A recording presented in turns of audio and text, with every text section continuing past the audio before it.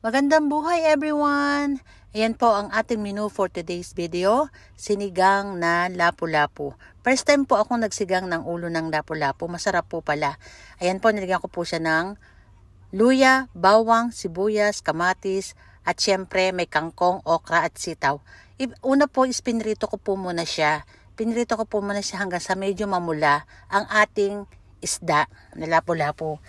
Tsaka ako po, habang piniprito ko po, nilagyan ko po siya ng 4 na pirasong bawang para hindi po masyadong malansa ang amoy.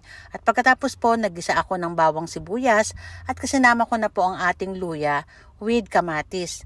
Ayan po, pakukulaan lang po natin at saka ko po nilagyan ng patis. Ayan po, para po lumasa at manuot sa alaman ng ating sinigang na lapu-lapu. Pinakuluan ko lang po siya, ayan, tsaka ko po nilagyan ng mainit na tubig para mas madali pong maluto.